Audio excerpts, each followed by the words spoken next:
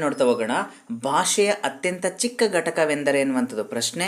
ಇದಕ್ಕೆ ಸಂಬಂಧಪಟ್ಟ ಆಪ್ಷನ್ಸ್ ನೋಡ್ತಾ ಹೋಗೋದ ಪದ, ವಾಕ್ಯ, ನಾಮಪದ, ಧ್ವನಿ ಅನ್ನುವಂಥದ್ದು. ಸೊ ಭಾಷೆಯ ಅತ್ಯಂತ ಚಿಕ್ಕ ಘಟಕವೆಂದರೆ ಧ್ವನಿ ಅನ್ನುವಂಥದ್ದಾಗ್ತದೆ ಸ್ನೇಹಿತರೆ.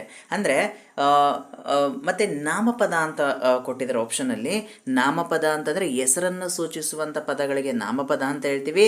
ವಾಕ್ಯ ಅಂತ ಕೇಳಿದಾಗ ಒಂದು ಪೂರ್ಣಾರ್ಥವನ್ನು ಕೊಡುವಂತಹ ಒಂದು ಪರ್ಟಿಕ್ಯುಲರ್ ಪದಗಳ ಜೋಡಣೆಗೆ ನಾವೇನಂತ ಹೇಳ್ತೀವಿ ವಾಕ್ಯ ಅಂತ ಕರೀತಾ ಹೋಗ್ಬೋದಾಗುತ್ತೆ. ಇನ್ನು ಎರಡನೇ ಪ್ರಶ್ನೆ ನೋಡ್ತಾ ಹೋಗೋಣ.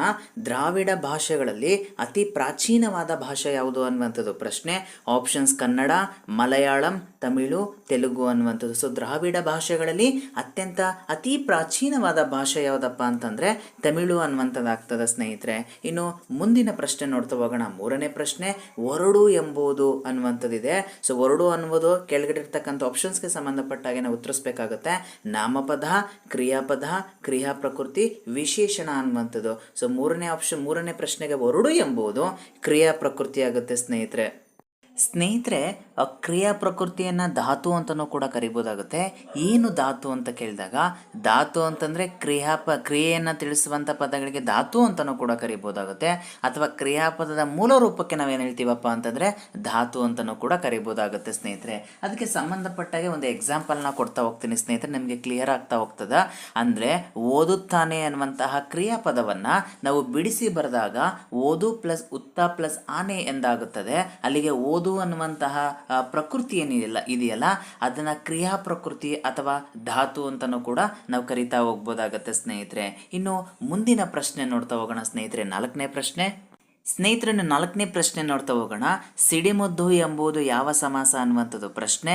ಸೊ ಈ ಥರದ ಪ್ರಶ್ನೆಗಳನ್ನ ಜಾಸ್ತಿ ಎಕ್ಸ್ಪೆಕ್ಟ್ ಮಾಡ್ಬೋದಾಗುತ್ತೆ ಜೂನಿಯರ್ ಅಸಿಸ್ಟೆಂಟ್ ಅಥವಾ ಕಿರಿಯ ಸಹಾಯಕ ಹುದ್ದೆಗೆ ಸಂಬಂಧಪಟ್ಟ ಹಾಗೆ. ಸೊ ಆ ಒಂದು ಪೇಪರಲ್ಲಿ 15 ಮಾರ್ಕ್ಸ್ ಸಾಮಾನ್ಯ ಕನ್ನಡಕ್ಕೆ ಸಂಬಂಧಪಟ್ಟಾಗೆ ನೋಡಿದಾಗ ಅಲ್ಲಿ 2ರಿಂದ 3 ಮಾರ್ಕ್ಸ್ಗಳು ಸಮಾಸ ಮತ್ತು ಸಂಧಿಗಳಿಂದ ಕವರ್ ಆಗುವಂಥ ಚಾನ್ಸಸ್ ಇದೆ ಸ್ನೇಹಿತರೆ. ಅದರಿಂದ ಆ ಟಾಪಿಕ್ ಇವುಗಳನ್ನ ಬಿಡಲೇಬಾರ್ದಾಗುತ್ತೆ. ಸಾಮಾನ್ಯ ಕನ್ನಡಕ್ಕೆ ಸಂಬಂಧಪಟ್ಟಾಗೆ ಸಮಾಸ ಮತ್ತು ಸಂಧಿಗಳ ಬಗ್ಗೆ ಎಕ್ಸ್ಪೆಕ್ಟ್ ಮಾಡ್ಬೋದಾಗುತ್ತೆ ಸ್ನೇಹಿತರೆ ಕ್ವಶನ್ಗಳನ್ನ. ಸೊ ಪ್ರಸ್ತುತ ಸಿಡಿಮದ್ದು ಎಂಬುದು ಯಾವ ಸಮಾಸ ಅನ್ನುವಂಥದ್ದು ಪ್ರಶ್ನೆ. ಆಪ್ಷನ್ಸ್ ದ್ವಂದ್ವ ಸಮಾಸ, ಗಮಕ ಸಮಾಸ, ಕರ್ಮಧಾರೆಯ ಸಮಾಸ, ಬಹುರ್ವಿ ಸಮಾಸ. ಸೊ ಸಿಡಿಮದ್ದು ಎನ್ನುವಂಥದ್ದು ಇದು ಗಮಕ ಸಮಾಸಕ್ಕೆ ಉದಾಹರಣೆ ಆಗಿದೆ ಸ್ನೇಹಿತರೆ. ಇದನ್ನ ಬಿಡಿಸಿ ಬರೆದಾಗ ಸಿಡಿಯುವುದು ಪ್ಲಸ್ ಮದ್ದು, ಸಿಡಿಮದ್ದು ಅನ್ನುವಂಥದ್ದು ಉತ್ತರ ಆಗುತ್ತೆ. ಆದರೆ ಗಮಕ ಸಮಾಸ ಅಂತಂದ್ರೆ ಏನು ಅನ್ನುವಂಥ ತಿಳಿಯುವಂಥ ಪ್ರಯತ್ನ ಮಾಡೋಣ. ಇಲ್ಲಿ ಪೂರ್ವ ಪದವು ಸರ್ವನಾಮ ಅಥವಾ ಕೃದಂತಗಳಲ್ಲಿ ಒಂದಾಗಿದ್ದು ಉತ್ತರದಲ್ಲಿರುವತಕ್ಕಂತಹ ನಾಮಪದದೊಡನೆ ಸೇರಿ ಆಗುವಂತಹ ಸಮಾಸಕ್ಕೆ ಗಮಕ ಸಮಾಸ ಅಂತ ಹೇಳಿಬೋದಾಗುತ್ತೆ ಸ್ನೇಹಿತರೆ. ಇದಕ್ಕೆ ಸಂಬಂಧಪಟ್ಟಾಗ ಇನ್ನೊಂದು ಎಕ್ಸಾಂಪಲ್ನ ನೋಡ್ಬೋದಾಗುತ್ತೆ. ಸೊಕ್ಕಿದಿದು ಪ್ಲಸ್ ಆನೆ, ಸೊಕ್ಕಾನೆ ಅನ್ನುವಂಥದ್ದಾಗುತ್ತೆ ಸ್ನೇಹಿತರೆ. ಅಂದರೆ ಪೂರ್ವ ಪದ ಏನಾಗುತ್ತೆ ಕಂಪ್ಲೀಟ್ ಆಗಿ ಕೃದಂತ ಆಗಿರಬೇಕಾಗುತ್ತೆ.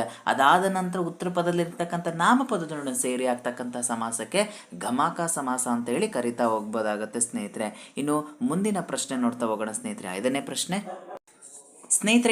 ಪ್ರಶ್ನೆ ನೋಡ್ತಾ ಹೋಗೋಣ. ಹಗಲು ಕನಸು ಎಂಬುದು ಯಾವ ಸಮಾಸ ಅನ್ನುವಂಥದ್ದು ಪ್ರಶ್ನೆ. ಸೊ ಕರ್ಮಧಾರೆಯ ಸಮಾಸ, ಅಂಶಿ ಸಮಾಸ, ತತ್ಪುರುಷ ಸಮಾಸ, ದ್ವಿಗು ಸಮಾಸ ಅನ್ನುವಂಥದ್ದು ಆಪ್ಷನ್ಸ್ ಆಗಿರುತ್ತೆ. ಸೊ ಹಗಲು ಕನಸು ಅನ್ನುವಂಥದ್ದು ನಮಗೆಲ್ಲ ಗೊತ್ತಿರೋ ಹಾಗೆ ಇದು ತತ್ಪುರುಷ ಸಮಾಸ ಆಗುತ್ತೆ ಸ್ನೇಹಿತರೆ. ಸೊ ಹಗಲು ಕನಸು ಎಂಬುದನ್ನು ನಾವು ಬಿಡಿಸಿ ಬರೆದಾಗ ಯಾವ ರೀತಿ ಬರಿಬೋದಾಗುತ್ತೆ ಅಂತಂದರೆ ಹಗಲಿನಲ್ಲಿ ಪ್ಲಸ್ ಕನಸು, ಹಗಲು ಕನಸು ಅನ್ನುವಂಥದ್ದಾಗುತ್ತೆ. ಇದು ತತ್ಪುರುಷಕ್ಕೆ ಸಂಬಂಧಪಟ್ಟಿರ್ತಕ್ಕಂಥ ಪ್ರಮುಖ ಉದಾಹರಣೆ ಆಗಿದೆ ಸ್ನೇಹಿತರೆ. ಏನಿದು ತತ್ಪುರುಷ ಸಮಾಸ ಅಂತ ಕೇಳಿದಾಗ 2 ನಾಮಪದಗಳು ಸೇರಿ ಸಮಾಸವಾದಾಗ ಉತ್ತರ ಪದದ ಅರ್ಥವು ಪ್ರಧಾನವಾಗಿ ಉಳ್ಳ ಸಮಾಸಕ್ಕೆ ಏನಾಗುತ್ತೆ ತತ್ಪುರುಷ ಸಮಾಸ ಅಂತ ಹೇಳಿ ಕರಿತಾ ಹೋಗ್ಬೋದಾಗುತ್ತೆ ಸ್ನೇಹಿತರೆ. ಇದಕ್ಕೆ ಸಂಬಂಧಪಟ್ಟಾಗ ಇನ್ನೊಂದು ಎಕ್ಸಾಂಪಲ್ನ ತಗೊಳ್ತಾ ಹೋಗೋಣ. ಅರಸನ ಪ್ಲಸ್ ಮನೆ ಏನಾಗುತ್ತೆ ಅರಮನೆ ಅನ್ನುವಂಥದ್ದಾಗುತ್ತೆ. ಅದು ಕೂಡ ತತ್ಪುರುಷ ಸಮಾಸಕ್ಕೆ ಹಿಡಿದಂತಹ ಒಂದು ಉತ್ತಮ ಉದಾಹರಣೆ ಆಗುತ್ತೆ. ಇನ್ನೊಂದು ಎಕ್ಸಾಂಪಲ್ನ ಕೊಡ್ತಾ ಹೋಗ್ತೇನೆ, ಕ್ಲಿಯರಿಟಿ ಸಿಗ್ತಾ ಹೋಗುತ್ತೆ. ತಲೆಯಲ್ಲಿ ಪ್ಲಸ್ ನೋವು, ತಲೆನೋವು ಅನ್ನುವಂಥದ್ದು ಕೂಡ ಇದು ಕೂಡ ತತ್ಪುರುಷ ಸಮಾಸಕ್ಕೆ ಒಂದು ಉತ್ತಮ ಉದಾಹರಣೆ ಆಗಿದೆ ಸ್ನೇಹಿತರೆ. ಸೊ ಒಟ್ಟಾರೆಯಾಗಿ ತತ್ಪುರುಷ ಸಮಾಸ ಅಂತ ಕೇಳಿದಾಗ 2 ನಾಮಪದಗಳು ಸೇರಿ ಸಮಾಸವಾದಾಗ ಉತ್ತರ ಪದದಲ್ಲಿ ಇರ್ತಕ್ಕಂಥ ಅರ್ಥ ಏನಾಗುತ್ತೆ ಪ್ರಧಾನವಾಗಿ ಉಳ್ಳುತ್ತೆ. ಅದೇ ಪ್ರಮುಖವಾಗಿ ನಮಗೆ ಕಾಣ್ತಾ ಹೋಗುತ್ತೆ. ಇದಕ್ಕೆ ತತ್ಪುರುಷ ಸಮಾಸ ಅಂತ ಹೇಳಿ ಕನ್ಸಿಡರೇಷನ್ ಮಾಡ್ಬೋದಾಗುತ್ತೆ. ಇನ್ನು ಮುಂದಿನ ಪ್ರಶ್ನೆ ನೋಡ್ತಾ ಹೋಗೋಣ ಸ್ನೇಹಿತರೆ. 6ನೇ ಪ್ರಶ್ನೆ. 6ನೇ ಪ್ರಶ್ನೆ ಕೇಳ್ತಾ ಇದ್ದಾರೆ, ಚಾಡಿಕೋರ ಎಂಬುದು ತದ್ದಿತಾಂತ, ಕೃದಂತ, ಭಾವನಾಮ, ಕೃದಂತ ಭಾವ ಅನ್ನುವಂಥದ್ದು. ಸೊ ಚಾಡಿಕೋರ ಎಂಬುದು ತದ್ದಿತಾಂತ ಆಗ್ತದೆ ಸ್ನೇಹಿತರೆ. ತದ್ದಿತಾಂತ ಅಂತ ಕೇಳಿದಾಗ ನಾಮಪದಗಳ ಮೇಲೆ ಬೇರೆ ಬೇರೆ ಅರ್ಥದಲ್ಲಿ ಘಾರ, ಕಾರ, ಈಗ, ಹಾಡಿಗ, ವಂಥ, ಒಳ, ಹಿಳ, ಹಳಿ ಇತ್ಯಾದಿ ತದ್ದಿತ ಪ್ರತ್ಯಯಗಳು ಸೇರಿ ಆಗ್ತಕ್ಕಂಥದ್ದು ತದ್ದಿತಾಂತ ಅಂತ ಕರಿಬೋದಾಗುತ್ತೆ. ಸೊ ಪರ್ಟಿಕ್ಯುಲರ್ ಆಗಿ ಚಾಡಿಕೋರ ಅನ್ನುವಂಥದ್ದು ತದ್ದಿತಾಂತ ಆಗ್ತದೆ. ಅದಕ್ಕೆ ಎಕ್ಸಾಂಪಲ್, ಇನ್ನೊಂದು ಎಕ್ಸಾಂಪಲ್ನ ತಗೊಂಡಾಗ ಮೋಸಗಾರ ಅನ್ನುವಂಥದ್ದು, ಮೋಸ ಪ್ಲಸ್ ಗಾರ ಮೋಸಗಾರ ಅನ್ನುವಂಥದ್ದು ಏನಾಗುತ್ತೆ, ಅದು ಕೂಡ ತದ್ದಿತಾಂತ ಆಗ್ತದ. ಅದೇ ಚಾಡಿಕೋರ ಅಂತಂದರೆ ಚಾಡಿ ಪ್ಲಸ್ ಕೋರ ಚಾಡಿಕೋರ ಅನ್ನುವಂಥದ್ದಾಗುತ್ತೆ ಸ್ನೇಹಿತರೆ. ಇನ್ನು 7ನೇ ಪ್ರಶ್ನೆ ನೋಡ್ತಾ ಹೋಗೋಣ ಸ್ನೇಹಿತರೆ.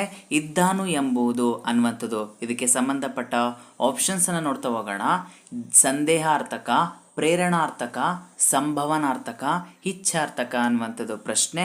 ಸೊ ಇದ್ದಾನು ಎಂಬುದು ಯಾವ ರೂಪವನ್ನು ನಮಗೆ ತೋರಿಸ್ತಾ ಇದೆ ಅನ್ನುವಂಥದ್ದು, ಅದಕ್ಕೆ ಸಂಬಂಧಪಟ್ಟ ಹಾಗೆ ಇದ್ದಾನು ಅನ್ನುವಂಥದ್ದು ಇದು ಒಂದು ರೀತಿಯಾಗಿರ್ತಕ್ಕಂತಹ ಸಂಭವನಾರ್ಥಕ ರೂಪ ಅಂತ ಹೇಳಿ ಕನ್ಸಿಡರೇಷನ್ ಮಾಡ್ಬೋದಾಗುತ್ತೆ ಸ್ನೇಹಿತರೆ.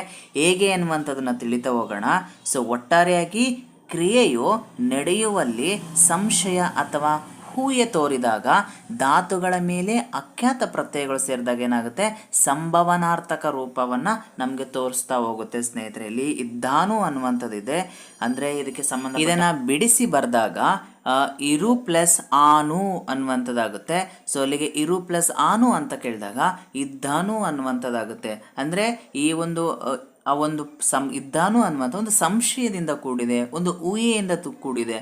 ಅದರಿಂದ ಸೊ ಇದ್ರೂ ಇರ್ಬೋದು, ಇಲ್ಲದೇನೆ ಇರ್ಬೋದು. ಸೊ ಅದಕ್ಕೆ ಇದ್ದಾನು ಅನ್ನುವಂಥದ್ದು, ಆನು ಅನ್ನುವಂತಹ ಆಖ್ಯಾತ ಪ್ರತ್ಯಯ ಅಲ್ಲಿ ಬರೋದ್ರಿಂದ ಏನಾಗುತ್ತೆ, ಇದು ಸಂಭವನಾರ್ಥಕ ರೂಪ ಆಗ್ತದೆ ಸ್ನೇಹಿತರೆ.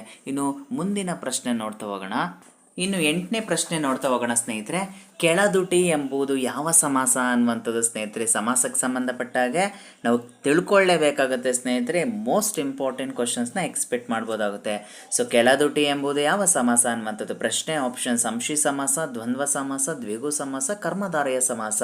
ಸೊ ಕೆಳದುಟಿ ಅನ್ನುವಂಥದ್ದು ನಮಗೆಲ್ಲ ಗೊತ್ತಿರೋ ಹಾಗೆ ಅಂಶಿ ಸಮಾಸ ಅಂತ ಹೇಳಿ ಕರಿಬೋದಾಗುತ್ತೆ ಸ್ನೇಹಿತರೆ. ಹೇಗೆ ಅಂತಂದರೆ, ಸೊ ಕೆಳದುಟಿ ಅನ್ನುವಂತಹದನ್ನ ನಾವು ಬಿಡಿಸಿ ಬರೆದಾಗ ತುಟಿಯ ಪ್ಲಸ್ ಕೆಳಗು ಕೆಳದುಟಿ ಅನ್ನುವಂಥದ್ದಾಗುತ್ತೆ. ಹೇಗೆ ಅಂತಂದರೆ, ಅಂಶಿ ಸಮಾಸ ಅಂತ ಕೇಳಿದಾಗ ಪೂರ್ವೋತ್ತರ ಪದಗಳು ಅಂಶಂಶಿ ಭಾವ ಸಂಬಂಧದಿಂದ ಸೇರಿ ಪೂರ್ವ ಪದದ ಅರ್ಥವು ಪ್ರಧಾನವಾಗಿ ಉಳ್ಳ ಸಮಾಸಕ್ಕೆ ಅಂಶಿ ಸಮಾಸ ಅಂತ ಹೇಳಿ ಕರಿಬೋದಾಗುತ್ತೆ ಸ್ನೇಹಿತರೆ. ಸೊ ಕೆಳದುಟಿ ಅನ್ನುವಂಥದ್ದು, ಸೊ ತುಟಿಯ ಪ್ಲಸ್ ಕೆಳಗು ಕೆಳದುಟಿ ಅನ್ನುವಂಥದ್ದು ಅಂಶಿ ಸಮಾಸ ಆಗ್ತದೆ ಸ್ನೇಹಿತರೆ. ಇನ್ನು ಮುಂದಿನ ಪ್ರಶ್ನೆ ನೋಡ್ತಾ ಹೋಗೋಣ ಸ್ನೇಹಿತರೆ. ಇನ್ನು 9ನೇ ಪ್ರಶ್ನೆ ನೋಡ್ತಾ ಹೋಗೋಣ. ಕತೆ ಹೇಳು ಎಂಬುದು ಯಾವ ಸಮಾಸ ಅನ್ನುವಂಥದ್ದು ಪ್ರಶ್ನೆ. ಆಪ್ಷನ್ಸ್: ಬಹುರ್ವಿ ಸಮಾಸ, ಅಂಶಿ ಸಮಾಸ, ದ್ವಿಗು ಸಮಾಸ, ಕ್ರಿಯಾ ಸಮಾಸ. ಕತೆ ಹೇಳು ಎಂಬುವುದು ಯಾವ ಸಮಾಸ ಅಂತ ಕೇಳಿದಾಗ ಅಲ್ಲಿ ಕತೆ ಹೇಳು ಅನ್ನುವಂತಹ ಪದದಲ್ಲಿ ನಮಗೆ ತಿಳಿತಾ ಹೋಗ್ತದೆ, ಒಂದು ಕ್ರಿಯೆ ನಡೀತಾ ಇದೆ, ಅದರಿಂದ ಕ್ರಿಯಾ ಸಮಾಸ ಅಂತ ಹೇಳಿ ಕರಿಬೋದಾಗುತ್ತೆ ಸ್ನೇಹಿತರೆ. ಏನಿದು ಕ್ರಿಯಾ ಸಮಾಸ ಅಂತ ಕೇಳಿದಾಗ ಪೂರ್ವ ಪದವು ಪ್ರಾಯತ ದ್ವಿತೀಯ ವಿಭಕ್ತಿ ಕಂತಕವಾಗಿದ್ದು ಉತ್ತರದಲ್ಲಿರ್ತಕ್ಕಂಥ ಕ್ರಿಯೆಯೊಡನೆ ಸೇರಿ ಆಗುವಂತಹ ಸಮಾಸಕ್ಕೆ ನಾವು ಕ್ರಿಯಾ ಸಮಾಸ ಅಂತ ಹೇಳಿ ಕರಿಬೋದಾಗುತ್ತೆ. ಇನ್ನೊಂದು ಎಕ್ಸಾಂಪಲ್ ನಾವು ನೋಡಿದಾಗ ಕಣ್ಣನ್ನು ಪ್ಲಸ್ ತೆರೆ ಕಣ್ದೆರೆ ಅನ್ನುವಂಥದ್ದು ಕೂಡ ಕ್ರಿಯಾ ಸಮಾಸ ಆಗ್ತದ. ಅದ್ರ ಜೊತೆಗೆ ಕಾರ್ಯವನ್ನು ಪ್ಲಸ್ ಕಾರ್ಯ ಮಾಡಿದನು ಅನ್ನುವಂಥ ಒಂದು ಕ್ರಿಯೆ ನಡೀತಾ ಇದರಿಂದ ಏನಾಗುತ್ತೆ, ಕ್ರಿಯಾ ಸಮಾಸ ಅಂತ ಹೇಳಿ ಕರಿತಾ ಹೋಗ್ಬೋದಾಗುತ್ತೆ ಸ್ನೇಹಿತರೆ. ಯಾವುದೇ ಒಂದು ಪದಗಳನ್ನು ನಾವು ನೋಡಿದಾಗ ಅಲ್ಲಿರ್ತಕ್ಕಂತಹ ಒಂದು ಪದದ ಅರ್ಥವನ್ನು ನಾವು ತಿಳಿತಾ ಸಮಾಸವನ್ನು ಆರಾಮಾಗಿ ಕೆಲವು ಟೈಮು ಇನ್ ಕೇಸ್ ನಮಗೆ ಕಾನ್ಸೆಪ್ಟ್ ಗೊತ್ತಿಲ್ಲ ಅಂತಂದ್ರೂ ಕೂಡ ಗೆಸ್ ಮುಖಾಂತರನೂ ಕೂಡ ನಾವು ಆಪ್ಷನ್ಸಲ್ಲಿ ಉತ್ತರವನ್ನು ಚೂಸ್ ಮಾಡ್ಬೋದಾಗುತ್ತೆ ಸ್ನೇಹಿತರೆ. ಸೊ ಅದರಿಂದ ಮಲ್ಟಿಪಲ್ ಚಾಯ್ಸ್ ಕ್ವಶನ್ಸ್ನ ಅಟೆಂಡ್ ಮಾಡುವಂತಹ ಸಂದರ್ಭದಲ್ಲಿ ಆಪ್ಷನ್ಸನ್ನು ಎಲಿಮಿನೇಟ್ ಮಾಡುವಂತಹ ಮೆಥಡನ್ನು ಕೂಡ ನಾವು ತಿಳಿತಾ ಹೋಗ್ಬೇಕಾಗತ್ತೆ ಅನ್ನುವಂಥದ್ದು ವಿಶೇಷ. ಇನ್ನು ಮುಂದಿನ ಪ್ರಶ್ನೆ ನೋಡ್ತಾ ಹೋಗೋಣ ಸ್ನೇಹಿತರೆ. 10ನೇ ಪ್ರಶ್ನೆ. ಆಹಾ ನೀರು ಅಮೃತದಂತಿದೆ. ಇಲ್ಲಿ ಆಹಾ ಎಂಬುದು ಅನ್ನುವಂಥದ್ದು ಪ್ರಶ್ನೆ. ಅನುಸರ್ಗವಯ, ಸಾಮಾನ್ಯವಯ, ಸಂಬಂಧ ಸೂಚಕವಯ, ಭಾವಸೂಚಕವಯ ಅನ್ನುವಂಥದ್ದು. ಆಹಾ ಅನ್ನುವಂಥದ್ದು ಏನು ಅನ್ನುವಂತಹ ಒಂದು ಅಂಶವನ್ನು ಇಲ್ಲಿ ಹೇಳ್ಬೇಕಾಗಿದೆ. ಆಹಾ ಅನ್ನುವಂಥದ್ದು ಭಾವಸೂಚಕವಯ ಆಗ್ತದೆ ಸ್ನೇಹಿತರೆ. ಏನು ಭಾವಸೂಚಕವಯ ಅಂತ ಕೇಳಿದಾಗ ಮನಸ್ಸಿನಲ್ಲಿ ಹುಡ್ತಕ್ಕಂಥ ಒಂದು ಕೋಪ ಇರ್ಬೋದು, ದುಃಖ ಇರ್ಬೋದು, ಖುಷಿಯನ್ನು ಅಥವಾ ಮೆಚ್ಚುಗೆ ಇರ್ಬೋದು, ಮತ್ತು ತಿರಸ್ಕಾರ, ಆಕ್ಷೇಪ, ಈ ಥರದ್ದೆಲ್ಲ ಒಂದು ಅಂಶಗಳನ್ನು ವ್ಯಕ್ತಪಡಿಸುವಂಥ ಒಂದು ಕೆಲವು ಅರ್ಥವಿಲ್ಲದಿರ್ತಕ್ಕಂಥ ಶಬ್ದಗಳನ್ನು ನಾವೇನು ಹೇಳ್ತೀವಪ್ಪ ಅಂತಂದರೆ ಭಾವಸೂಚಕವಯ ಅಂತೇಳಿ ನಾವು ಕರಿತಾ ಹೋಗ್ತೀವಿ. ಅದಕ್ಕೆ ಎಕ್ಸಾಂಪಲ್ನ ಕೊಡ್ತಾ ಹೋಗ್ತೀನಿ. ಆಹಾ, ಓ, ಏ ಅಂತ ಹೇಳ್ಬೋದು, ಅಬ್ಬಾ, ಆಹಾ ಅನ್ನುವಂಥದ್ದು, ಅಯ್ಯೋ ಅನ್ನುವಂಥ ಇವೆಲ್ಲವೇನಾಗುತ್ತೆ, ಒಂದು ಭಾವನೆಯನ್ನು ನಾವು ವ್ಯಕ್ತಪಡಿಸ್ತಾ ಇದ್ದೀವಿ. ಅದರಿಂದ ಆ ಭಾವನೆಯನ್ನು ವ್ಯಕ್ತಪಡಿಸ್ತೀವಿ ಮತ್ತು ಯಾವುದೇ ರೀತಿಯ ಅರ್ಥ ಇಲ್ಲ ಅಂತ ಹೇಳ್ಬೋದು. ಸೊ ಅದರಿಂದ ಏನಾಗುತ್ತೆ, ಇದಕ್ಕೆ ಭಾವಸೂಚಕವೇ. ಆಹಾ ಅನ್ನುವಂಥದ್ದು ಕೂಡ ಒಂದು ರೀತಿಯ ಭಾವಸೂಚಕವೇ ಆಗ್ತದೆ ಸ್ನೇಹಿತರೆ. ಇನ್ನು